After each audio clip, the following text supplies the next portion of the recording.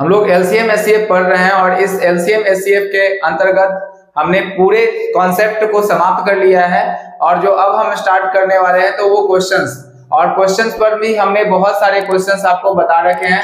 तो चलिए आज कुछ नए क्वेश्चंस की ओर हम लोग चलते हैं और आज की क्लास को शुरुआत करते हैं। अगर आपको वीडियो अच्छा लग रहा है तो लाइक, सब्सक्राइब और शेयर जरूर करेंगे और अपने सभी फ्रेंड्स को इसको जरूर भेजेंगे। चलिए ठीक है, आज की क्लास की शुरुआत जो है हम करते हैं। तो आज का पहला क्वेश्चन कुछ इस तरह से है, लिखना प्रारंभ करेंगे आप। आज का क्वेश्चन नंबर 1, n सबसे छोटी संख्या है। n सबसे छोटी संख्या है जिसे 5, 6, 7 और 8 से विभाजित करने पर प्रत्येक स्थिति में 3 शेष बचता है,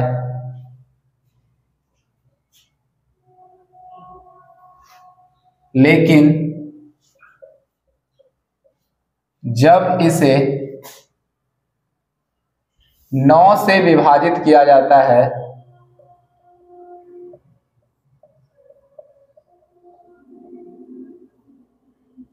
तो शेष नहीं बचता है। तो n के अंकों का योग ज्ञात करें। तो ये एक क्वेश्चन है छोटा सा। अब इसको आप देखिए कैसे बनाएंगे। n के अंकों का योग ज्ञात करना है तो दो तरीके से हम इस क्वेश्चन को करेंगे। एक जो हमारा होगा वो लॉन्ग मेथड होगा और एक जो होगा वो डिविजिबिलिटी रूल के थ्रू पे जाएगा। ठीक है, तो बहुत सावधानी से आप समझेंगे कैसे इस क्वेश्चन को करेंगे हम लोग। n सबसे छोटी संख्या है, ठीक है। n एक संख्या है हमारे पास जिसे अगर क्या बोला जा रहा है कि जिसे अगर आप क्या करेंगे 5 से, 6 से, 7 से और 8 से, इन सभी संख्याओं से बारी बारी से अगर आप n में भाग कर देते हैं तो प्रत्येक स्थिति में शेषफल 3 बचता है।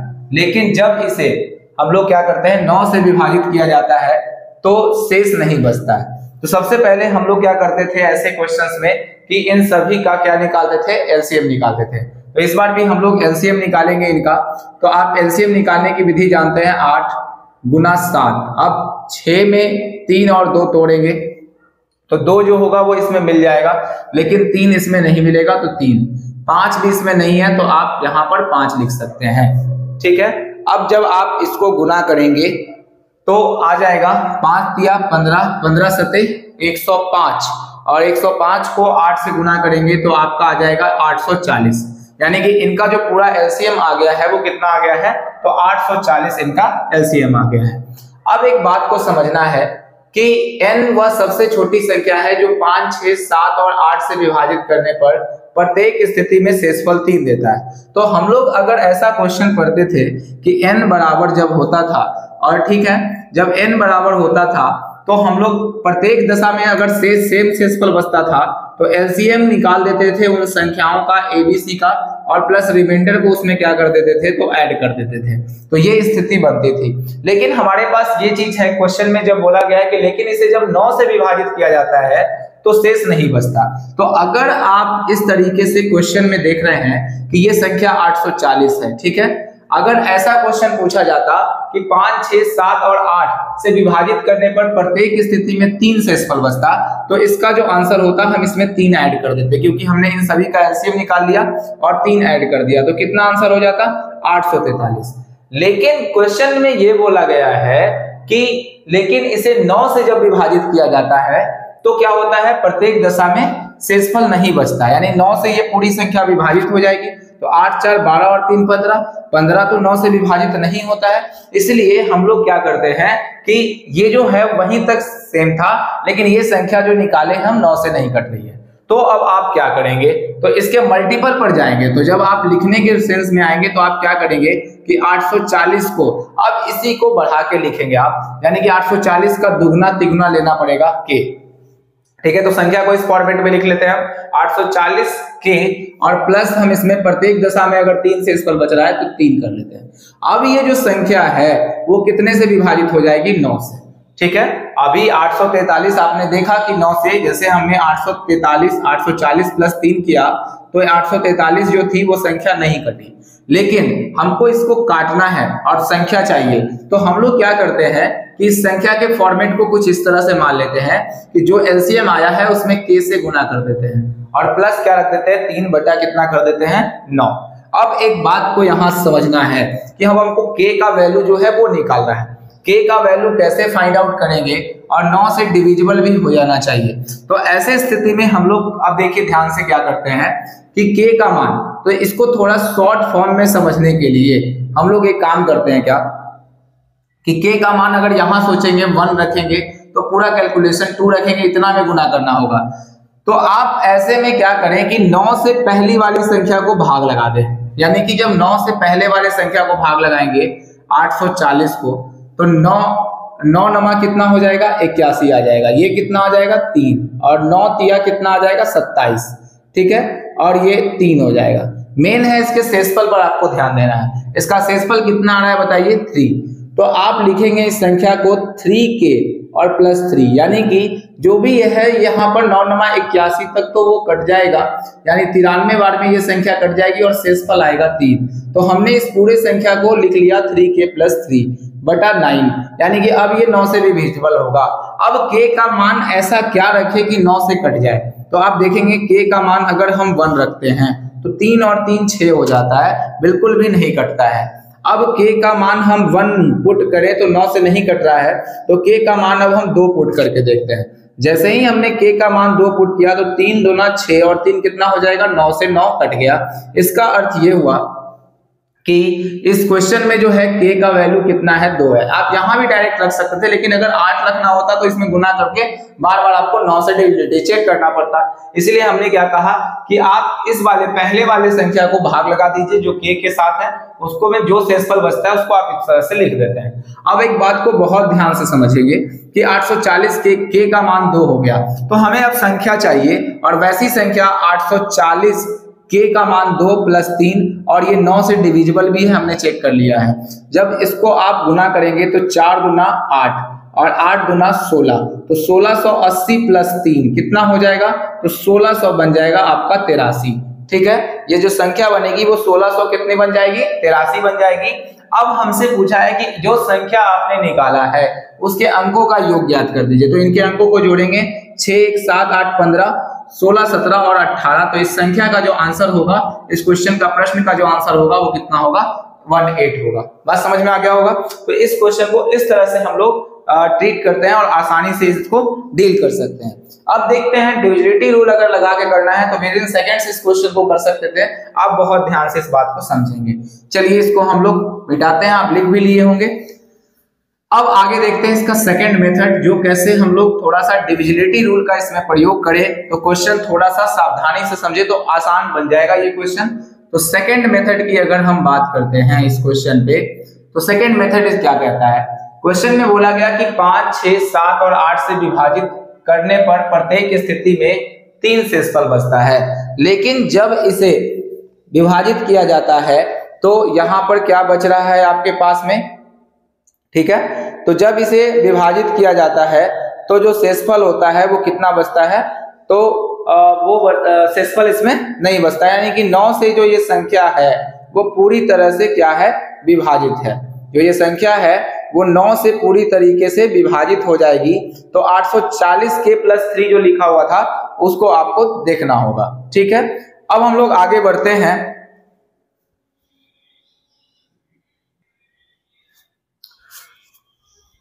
चलिए एक और क्वेश्चन इस पे करें तो फिर हम लोग इसमें आएंगे, क्योंकि ये 9 से डिविजिबिलिटी रूल पर ही काम करेगा, तो इसको हम लोग देख लेंगे बाद में। फिलहाल हम आगे की ओर बढ़ते हैं। तो इस तरह से ये क्वेश्चन बन सकता था डिजिट के सम पे। दूसरे क्वेश्चन पर हम लोग चलते हैं, तो वहां 11 से डिविजिबिलिटी रूल चेक करना है, तो उसको हम लोग देखते हैं। क्वेश्चन नंबर 2 रहेगा, उस छोटी से छोटी संख्या के अंकों का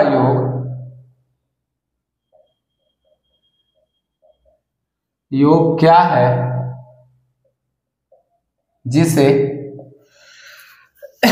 12, 15, 18 तथा 27 से भाग देने पर प्रत्येक दशा में 9 शेष बचता है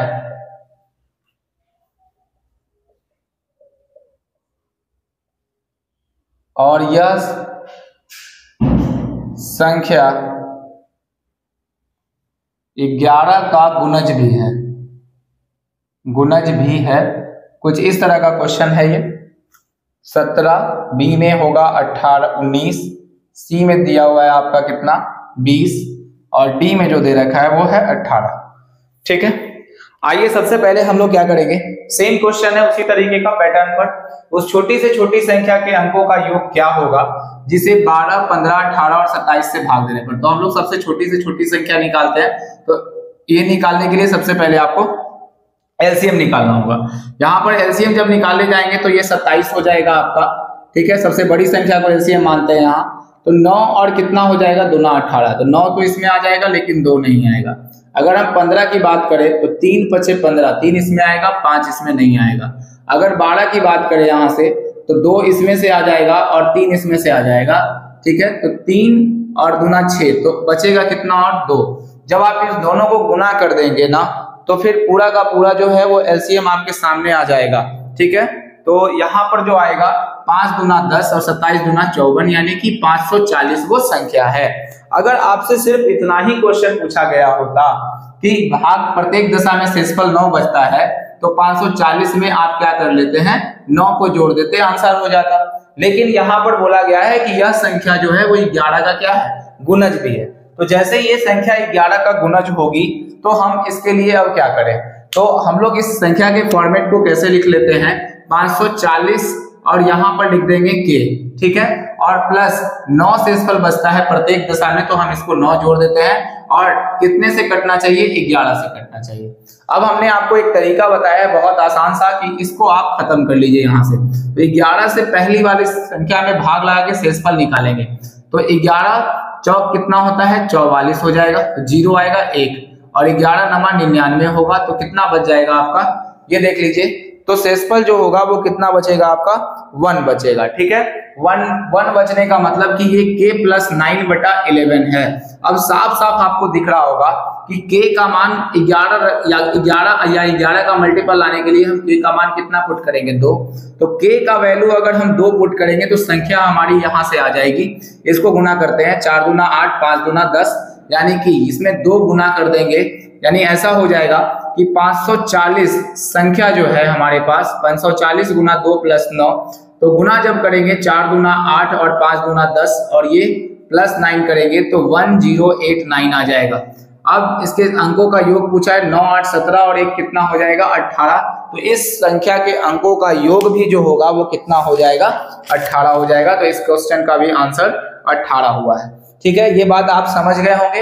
हम लोग इस टाइप के और कुछ क्वेश्चंस को करते हैं जो आपका कॉन्सेप्ट को और बेटर बनाएगी। तो क्वेश्चन नंबर 2 के बाद हम लोग अब चलते हैं क्वेश्चन नंबर 3 की तरफ।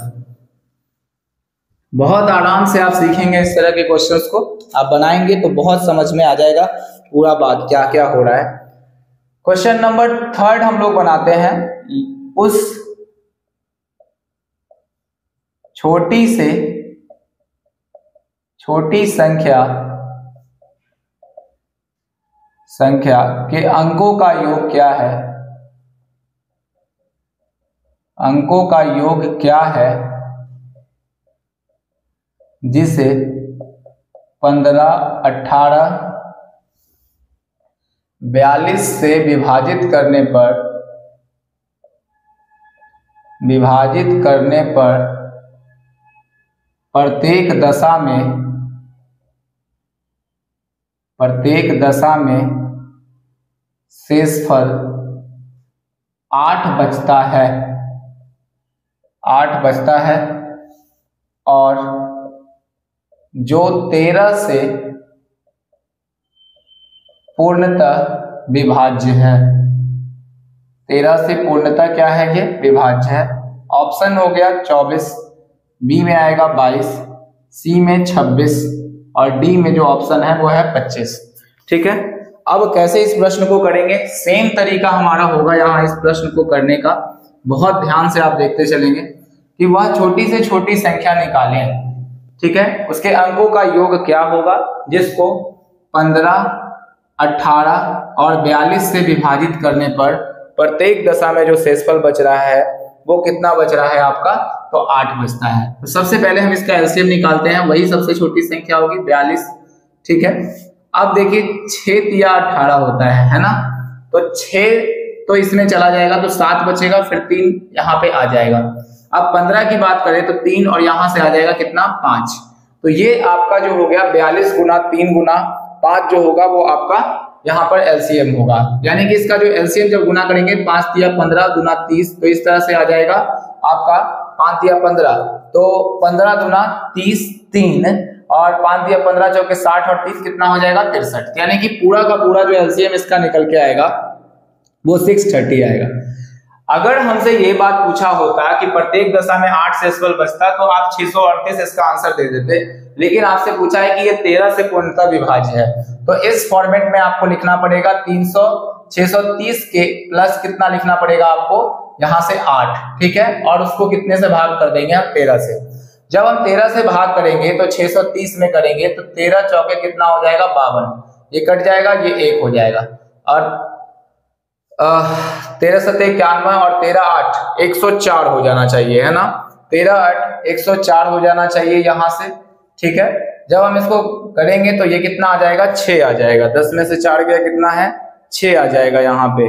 ठीक है, अब आगे हम लोग बात करते हैं कि 6 आएगा और यहाँ पर बच गया 6, तो हम इसको लिख सकते हैं 6 के प्लस कितना, 8। अब 13 का मल्टीपल इसको कटने के लिए बनाना है, के का मान हम क्या रखेंगे कि वो 13 से कट जाएगा। आप ध्यान से देखेंगे कि 6 का अगर हम मान रख लें यहाँ पर 1, तो 8 6 14, अगर के का मान हम यहाँ पर 1 रखें तो 6 गुना 1 6 8 14, क्या 14 कटेगा। अब के का मान 2 रखते हैं, जब 2 रखेंगे तो 6 दूना 12 और 8 20 हो जाएगा, क्या 20 13 से कटेगा, नहीं कटेगा। अब आगे बढ़ते चले जाएंगे तो 6 तिया 18 और 8 कितना होता है, 26। ठीक है, और 13 दूना 26। इसका अर्थ ये हुआ कि जो के का वैल्यू अगर आप 3 रख रहे हैं तो ये इसको काट दे रहा है। अब के का वैल्यू जब 3 है तो इसमें हो जाएगा नंबर जो होगा वो 630 गुना 3 प्लस 8, 0 3 तिया 9 और 6 तिया कितना हो जाएगा, 18। ये आपका जो है वो आपका कैलकुलेशन करके आंसर जो है, ठीक है ना, इस तरीके का आंसर जो है आपके सामने आना चाहिए 189।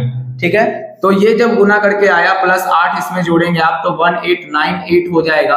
और इसके डिजिट का सम संख्या का पूछा गया है, तो जब आप जोड़ेंगे तो 8 8 16 1 17 और 17 और 3 20 6 26, यानी कि 26 जो होगा इसका आंसर होगा। तो ये सी नंबर आप ऑप्शन इसमें लगा सकते थे। ठीक है, तो ये बातें आपको जो है वो समझ में आ गई होंगी, इस तरह के क्वेश्चंस को कैसे करना है ये बात आपके पूरे दिमाग में बैठ गई होंगी। चलिए ठीक है, अब आगे बढ़ते हैं हम लोग, एक अलग क्वेश्चंस के साथ बढ़ते हैं। इसी टाइप का एक क्वेश्चन जो होता है जो अलग अलग शेष वाला होता है, तो आप क्या जानते हैं, अलग अलग शेषफल में जो होता है वो हम डिफरेंस करके संख्या को घटा देते हैं, यानी कि उसके डिफरेंस को हम संख्या से घटा देते हैं। ठीक है, तो उसी तरह का क्वेश्चन ये दिया हुआ है, ये प्रत्येक में एक शेषफल बचने वाला था, ये अलग अलग शेषफल से हम एक और क्वेश्चन आपके सामने ले रहे हैं। तो क्वेश्चन इस तरह से है, क्वेश्चन नंबर 4 होगा, उस छोटी से छोटी संख्या, उस छोटी से छोटी संख्या के अंकों का योग क्या है, अंकों का योग क्या है जिसे 16 24 30 तथा 36 से विभाजित करने पर क्रमशः 8, 16, 22 तथा 28 शेषफल बचता है और जो 7 से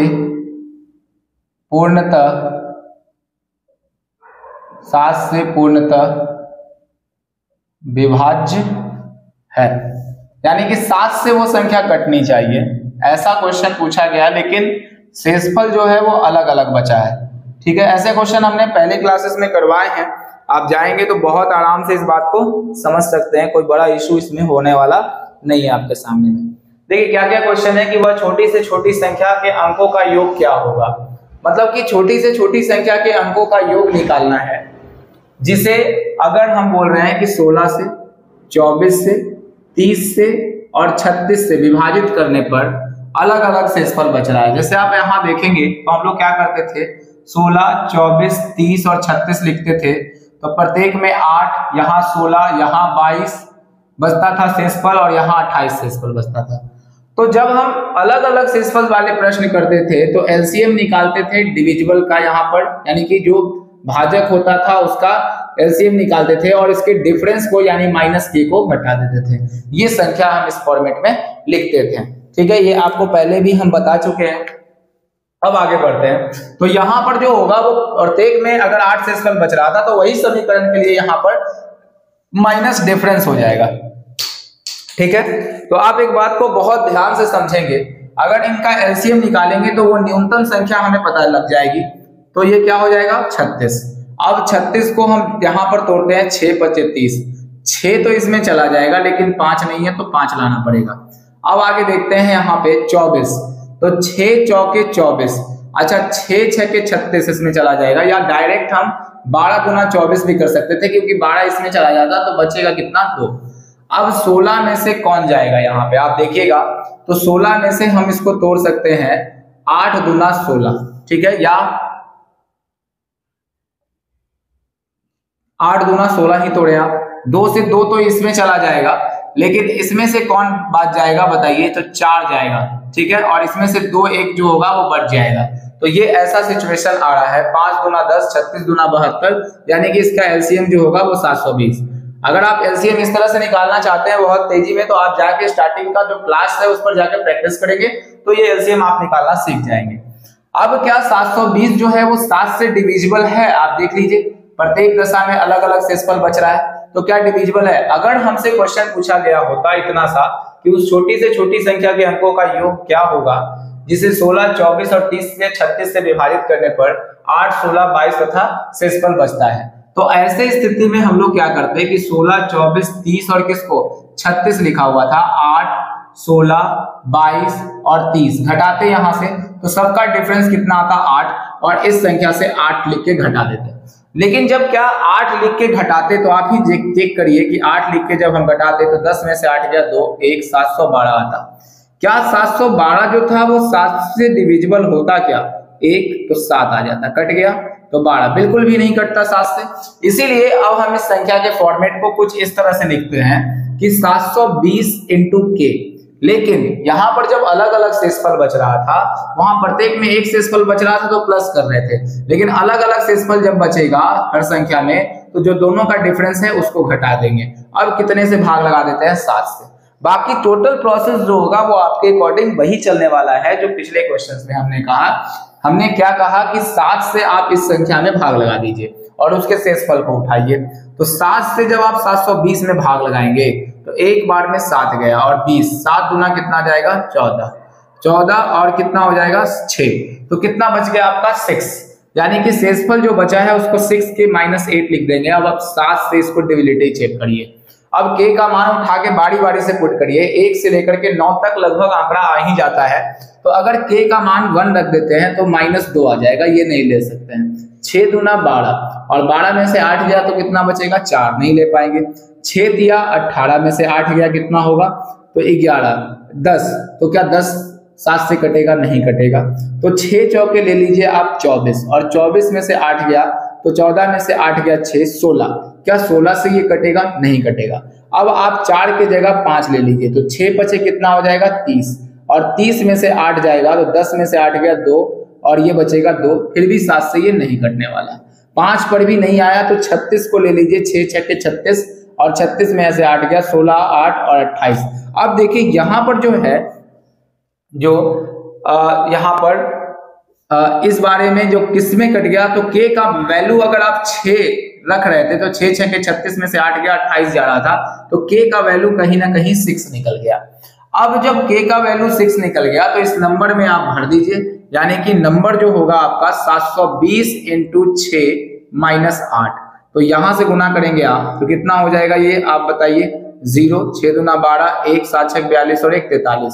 तो यहाँ पर 4320 में से हम 8 घटा देंगे तो 10 में से 8 गया 2, ये कितना बचेगा आपके पास 1, ये 3 और ये 4, यानी कि 43 12 जो होगा वो इस संख्या जो होगा हमारा अंक जो होगा वो इसी तरह से बचेगा, जो छोटा से छोटा नंबर है वो 4312 है। ठीक है, अगर ये 4312 है तो अब इसके डिजिट का सम निकाल दीजिए, तो 4 + 3 + 1 + 2, 4 3 7 1 8 2 10। तो इस क्वेश्चन का जो आंसर होगा, डिजिट का सम पूछा था तो 10 होगा। आप चारों क्वेश्चन को ठीक से प्रैक्टिस करेंगे, आपका पूरा कॉन्सेप्ट जो होगा वो क्लियर नजर आएगा, कहीं से भी कोई डाउट नहीं होगा। आप पूरा स्टार्टिंग से क्लास को अगर उठा के देखेंगे तो कोई परेशानी का सामना आपको नहीं करना पड़ेगा। चलिए हम लोग अगले प्रश्न की तरफ बढ़ते हैं, और अगले प्रश्न को कैसे करेंगे, तो इस सबको आप लोग वीडियो को पॉज कर करके आप देखते चलेंगे, एक एक चीजों को एनालाइज करेंगे, खुद से बनाने का प्रयास करेंगे, ये नहीं कि भाग जाना है, आप बहुत आराम से चीजों को सीखने का प्रयास करेंगे। ठीक है, चलिए अब हम लोग आगे बढ़ते हैं और कैसे आगे क्वेश्चंस को फर्दर करेंगे इस बात की हम जानकारी लेते हैं। तो नेक्स्ट क्वेश्चन जो हमारे पास आ रहा है, ठीक है, वो कुछ इस तरह का प्रश्न है कि एक किताब जो है ना, लिखा हुआ है क्वेश्चन नंबर 5 होगा, एक किताब एक कलम, एक किताब एक कलम तथा एक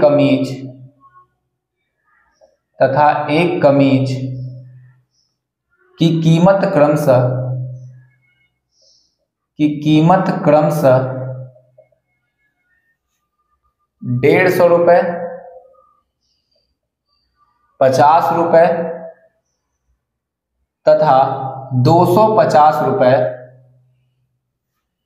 है। कोई आदमी कम से कम कितने रुपए लेकर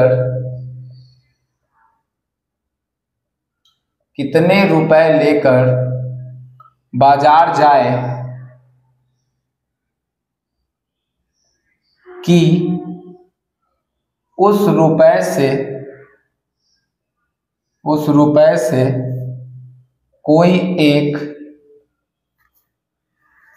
कोई एक ही वस्तु पूर्ण संख्या में खरीद पाए तथा 10 रुपए बचा भी ले। तो इस तरह का क्वेश्चन है, बहुत हार्ड क्वेश्चन नहीं है ये, आप इसको देख सकते हैं, लैंग्वेज में सिर्फ उलझाया हुआ टर्म है, अगर आप निकालेंगे तो बहुत आसानी से इस क्वेश्चन को कर पाएंगे। देखिएगा कैसा क्वेश्चन है ये, LCM SCF का ये क्वेश्चन है, देखेंगे। तो हम लोग क्या कर रहे हैं कि एक किताब, यानी कि एक किताब खरीद रहे हैं, ध्यान से समझिएगा, एक कलम खरीद रहे हैं और एक कमीज खरीद रहे हैं। ठीक है, 3 चीजें खरीद रहे हैं।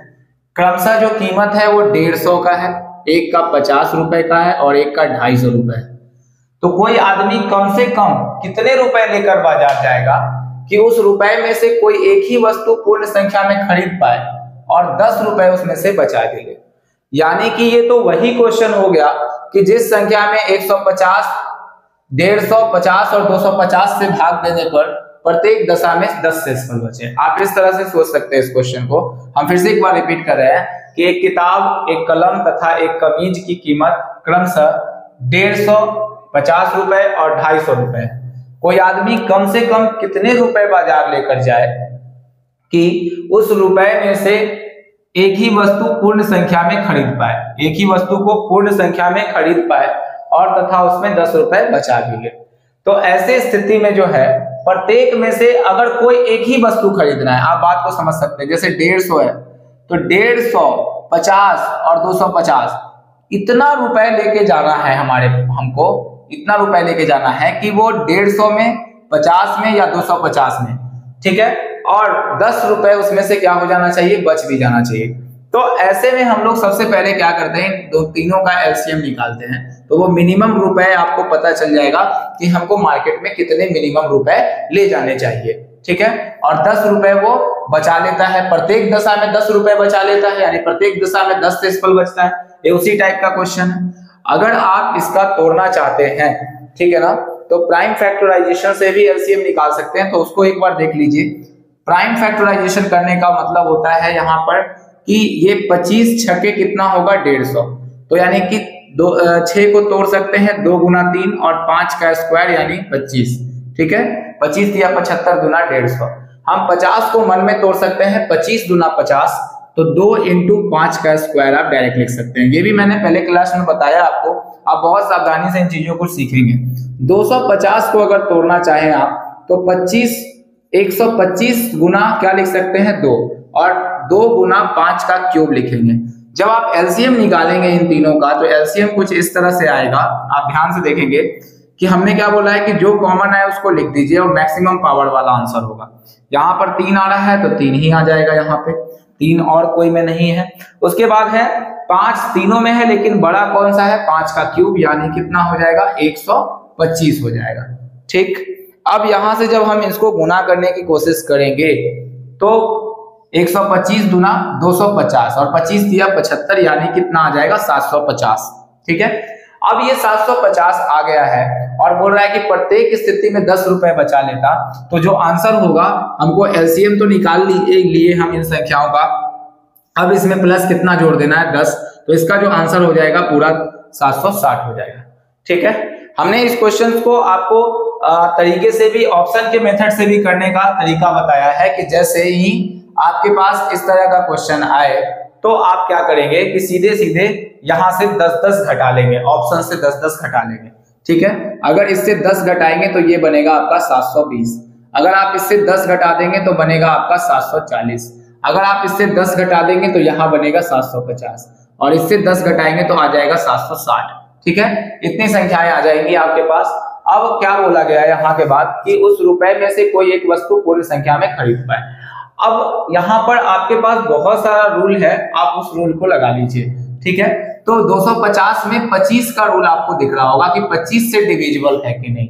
25 से डिविजिबल होने के लिए हम लास्ट के 2 संख्याओं को देखते हैं, यानी कि लास्ट का 2 संख्या क्या क्या होना चाहिए, 0-0 होना चाहिए, या तो 25 होना चाहिए या तो 50 होना चाहिए। तो ऐसे में हमने ये बात आपको पढ़ाया है, या 75, ये डिविजिबिलिटी रूल 2 क्लास पहले भी लगा है, उसको आप जाके देखेंगे, वो नंबर सिस्टम में भी काम आएगा। तो 25 का लास्ट डिजिट 2 0 नहीं हो सकता है, 5 0 है यहाँ पे, तो यही ऑप्शन हम टिक करके एग्जाम में चले आएंगे। तो बहुत आसानी से इस क्वेश्चन को आप कर सकते थे, इसमें कोई परेशानी की बात नहीं थी। चलिए आगे बढ़ते हैं इस क्वेश्चन में हम।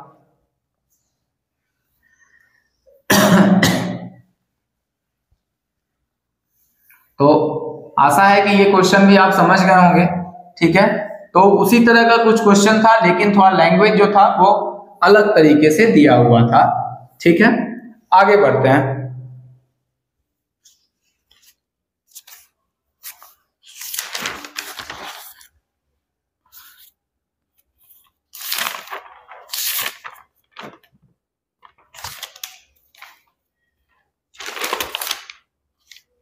चलिए अब कुछ क्वेश्चन की तरफ हम लोग आते हैं, जैसे घंटियों वाले प्रश्न होते हैं उसमें।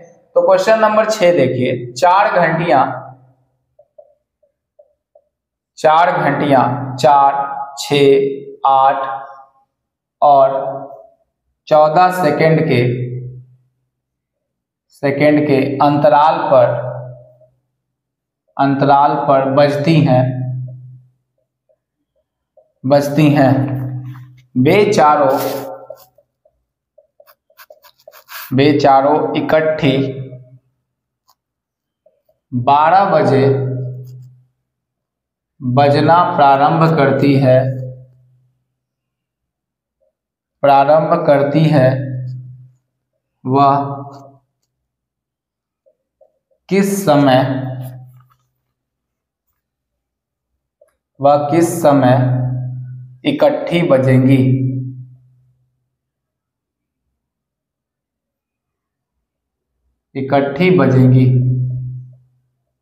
ठीक है, ऑप्शन कुछ ऐसे दिया हुआ था 12, 02 और 48 सेकेंड। इस तरह से सेकेंड वाला ऑप्शन है 12, 04, 45 सेकेंड।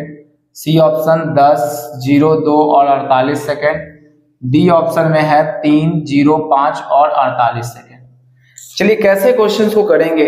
अब घंटी वाले प्रश्न जो हैं वो दोबारा बजने वाले प्रश्न जो होते हैं वो हमेशा पूछे जाते हैं। तो कैसे इस क्वेश्चन को बहुत आराम से हम कर जाएंगे उस बात को देखिएगा। जैसे 4 घंटियां 4, 6, 8 और 14 सेकेंड के अंतराल पर बजती हैं। वे चारों इकट्ठी 12 बजे बजना प्रारंभ करती है, यानी कि चारों जो है इकट्ठी कितने बजे बज रही हैं, तो 12 बजे वो जाके इकट्ठी बज जा रही हैं। ठीक है, प्रारंभ करती है। वह किस समय फिर दोबारा जो है वो इकट्ठी बज जाएंगी, यानी 12 बजे के बाद अब किस समय वो जो होगी वो दोनों सभी एक साथ बज जाएंगी। जब भी ऐसा क्वेश्चन आए घंटी वाले प्रश्न, तो आपको क्या करना है, इन सभी का जो है वो एलसीएम निकाल लेना है। ठीक है ना, जितनी संख्याएं दी गई हैं, तो 4 घंटी 4 सेकेंड, 6 सेकेंड, 8 सेकेंड और 14 सेकेंड के अंतराल पर बनती है। तो इन सबका एलसीएम कितना होगा, 4, 6, 8 और 14 हो जाएगा। ठीक है, जब आप इसका एलसीएम निकालेंगे तो 14 हो जाएगा, यहां से यहां बचेगा 4, यहां बचेगा 3 और यहां 4 खत्म ही हो जाएगा। तो 14 चौके 56, ठीक है ना, और 56 को अगर हम 3 से गुना कर देंगे तो 168 सेकेंड हो जाएगा, है ना। इसका पूरा जो एलसीएम हो जाएगा वो 168 सेकेंड आ जाएगा। ठीक है, अब क्या हुआ कि 12 बजे वो इकट्ठी बजना प्रारंभ की है, वह किस समय फिर इकट्ठी दोबारा बजेंगी, इसी ये बात पूछा गया है। तो 168 सेकेंड है यहाँ पे। अब यहाँ पर क्या है हमारे पास कि 12 बजे ये बजना प्रारंभ की है, तो हमारे पास डेटा में जो दिया हुआ है कि वो आवर 12 तो बज ही रहा है, उसके बाद कितना मिनट और कितना सेकंड में है, तो हमको मिनट में भी इस चीज को बदलना होगा।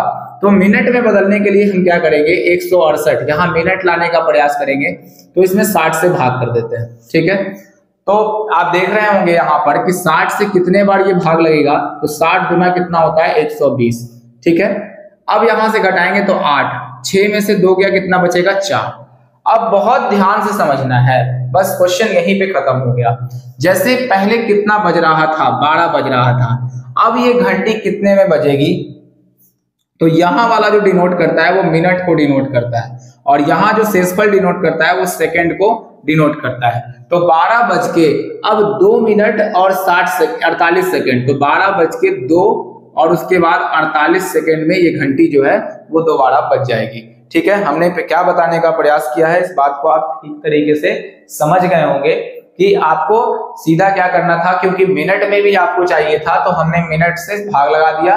जैसे ही 60 से भाग लगाया तो 2 मिनट यहाँ पर जो ये दिखाया इसका भागफल, और शेषफल जो बताता है उसका सेकंड वैल्यू को डिनोट करता है। ठीक है, ये बात आपको समझ में आ गई होगी। चलिए अब हम आगे के प्रश्नों पर चलते हैं और इसी तरह से इसको आसानी से बनाते हुए कंप्लीट करते हैं। ठीक है, अगले क्वेश्चन पर चलिए। अब 3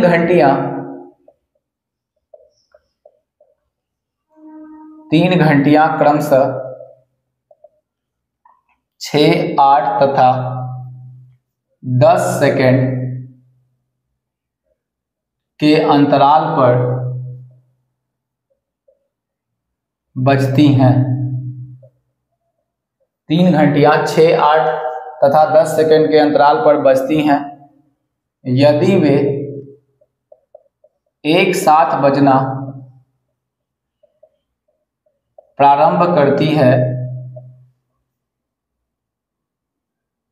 है तो कम से कम कितने समय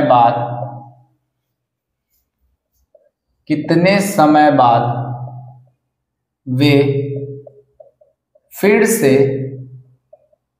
एक साथ बजेंगी। ठीक है, यहां पर टाइमिंग भी आपको नहीं दिया है, बहुत आसान है क्वेश्चन। 3 मिनट आंसर है, यहाँ 2 मिनट होगा, सी में 4 मिनट होगा, या डी में क्या होगा 5 मिनट होगा। तो इस तरह का आंसर जो है आपको देना है। कैसे आप बनाएंगे इस क्वेश्चन को, बहुत ध्यान से समझेंगे। देखिए 3 घंटियां 6, 8 तथा 10 सेकंड के अंतराल पर बजती हैं। यदि वे एक साथ बजना प्रारंभ करती हैं तो कम से कम कितने समय बाद ये एक साथ बजेगी।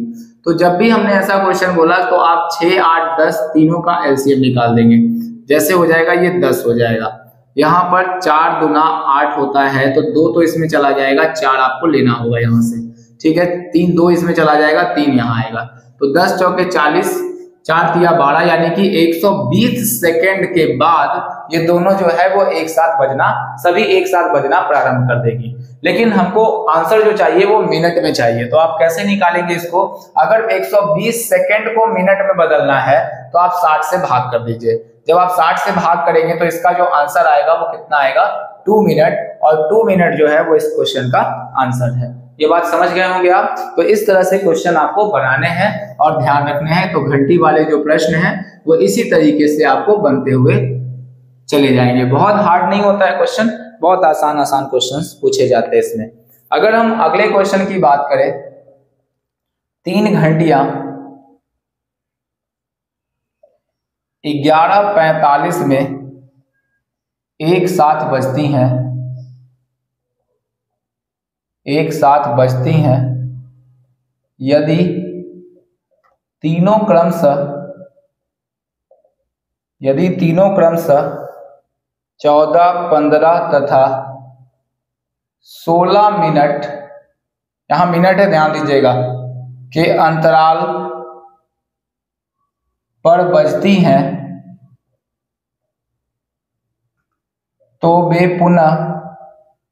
वे सभी पुनः एक साथ कितने बजे बजेंगी।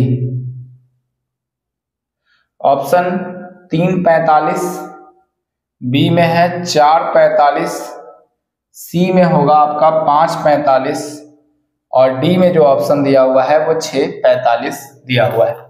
ठीक है, कुछ इस तरह का ये क्वेश्चन आपके सामने है। आप कैसे इसको बनाएंगे देखते जाइए। देखिए 3 घंटियां जो है 11:45 में एक साथ बजती हैं, और 14, 15 और 16, यानी कि बजती हैं स्टार्टिंग में 11:45 में, ये क्वेश्चन है। ठीक है, और यदि तीनों 14, 15 और 16 मिनट के अंतराल पर बजती हैं तो वे सभी पुनः एक साथ कितने बार बजेगी। यानी कि 11:45 के बाद ये दोबारा कब एक साथ बजेगी, यही बात आपसे पूछी गई है। तो इसका एलसीएम जब आप निकालेंगे तो 16। ठीक है, यहां पर आपको निकलेगा 3 × 5 = 15, कोई कॉमन इसमें नहीं आएगा, पूरा 15 को आपको लेके जाना होगा, और 14 में से भी 7 कॉमन नहीं है, तो यहाँ पर 7 लिखना होगा। ठीक है, जब आप इनको पूरा तरह से गुना करेंगे तो ये जो आ जाएगा, आप गुना करें ही ना वो भी ठीक रहेगा आपके लिए, कि पूरा जो एलसीएम आ गया इतना आ गया, यानी 16 × 15 × 7। ठीक है, अगर ये बात हम करें तो ये किसमें आ गया है आपका, तो पूरा का पूरा जो है वो मिनट में कन्वर्टेड है। ठीक, हमको 11:45 हो रहा है यहाँ पे, अगर हम इसको आवर में कन्वर्ट करने का कोशिश कर दें तो कितने से भाग पड़ेगा इसमें, 60 से। तो 4 चौके 16 और 15 चौके क्या होगा 60, 15 से 15 जो है वो कैंसिल आउट हो जाएगा। तो यहाँ पर जो मिनट था हमने इसको आवर में बदल लिया, तो 28 आवर जो होंगे वो आपके यहाँ पर निकल के आएंगे।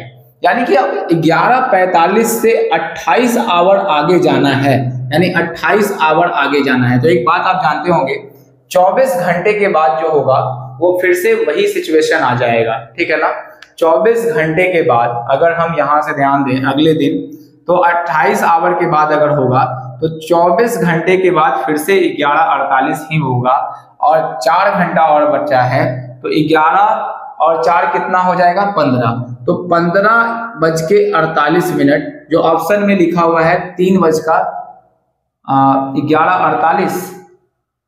1 मिनट इसको हम मिला लेते हैं। ठीक है, तो 28 हो जाएगा, 7 चौक 28 घंटा है ना, हाँ ठीक है। तो वहां पर 45 ही था, 45, ठीक है। तो यहाँ पर 11:45 हो रहा है। तो जब भी आप बहुत कंफ्यूज होते होंगे ऐसे क्वेश्चंस में कि जब 24 घंटा यहाँ पर आ गया है तो 28 में से 24 घंटा करेंगे तो फिर से वही सिनेरियो आ जाएगा यहाँ पे हमारे पास, और इसमें जोड़ देंगे तो 15 बज के कितना हो जाएगा, 4:45 हो जाएगा।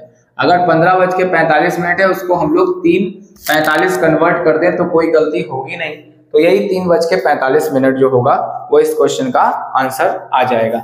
ठीक है, आप इस बात को समझ गए होंगे। इस तरीके से ये क्वेश्चन जो था वो हम लोग डील करेंगे। ठीक है, तो ये बात आपको समझ में आया। इतना क्वेश्चन घंटी वाले प्रश्न, कुछ और बच गए हैं उसको हम लोग अगले क्लास में डिस्कस करते हैं। ठीक है, अगर जितने क्वेश्चन आज पढ़ाए गए हैं अगर वो आपको समझ में आया है तो वीडियो को बिल्कुल शेयर करिए, आप सभी को बताइए कि इस चैनल पे जो है वो अच्छी पढ़ाई होती है और हम इसी तरह से आपके सामने जो है वो वीडियो को लाने का प्रयास करते रहेंगे। चलिए मिलते हैं अगले वीडियो में, तब तक के लिए बाय।